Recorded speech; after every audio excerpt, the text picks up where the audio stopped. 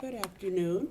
I'm Augustine Phillips, and as Thomas says, I have been attending his class for just about 2 years. And before I stepped into his class, I hadn't written anything formally.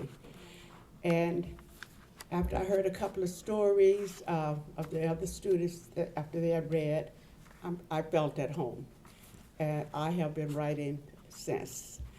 Thomas gives us a prompt, which is absolutely wonderful to tell my story, and it keeps me from having to, try to be all over the place and, where am I going to say this and where I'm going to say that.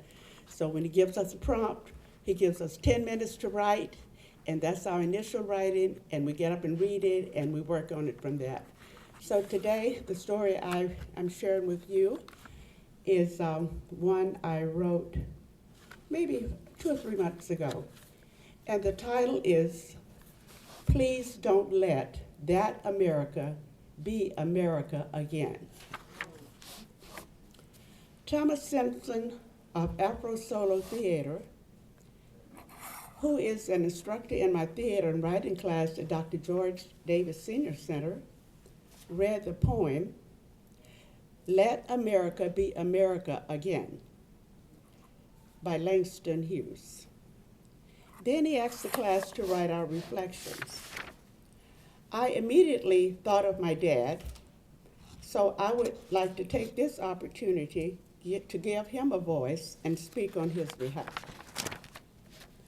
My dad was born in Arkansas in 1909. Mind you, slavery was abolished some 45 years earlier. But it was not a reality for most Negroes. At that time, and for many years later, violent hostility toward colored people and race riots were commonplace. The NAACP, a civil rights organization, was established that year.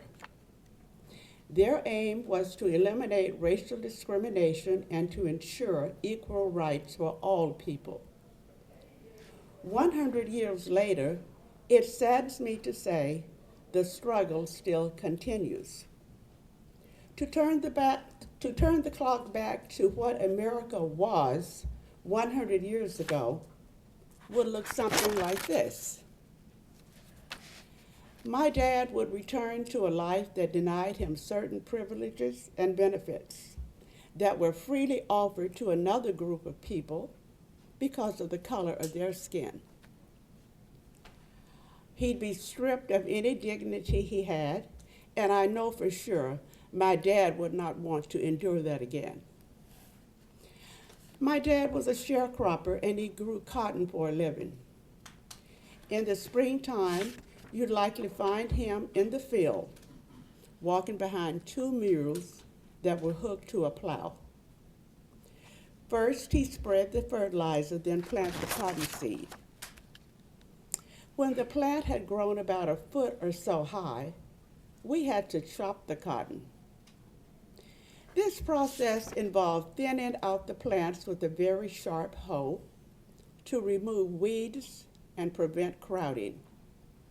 When we took a break, we had to place the sharp side of the hoe down into the dirt. Otherwise, someone might accidentally step on it, causing a very deep cut. Periodically, this did happen. I was hired out to chop cotton for a neighbor in 1959, the year I moved to San Francisco, and I was paid $5 for a day's work. Somewhere around mid-September, when the weather was blazing hot, we picked cotton from the bolls by hand, bending over or crawling on our knees while pulling a heavy sack. When the sack was almost full, we'd pick it up, carry it on our back to the scale where it was weighed and then dumped into a bed of a truck. That's the only way you could tell how much cotton you picked in a day.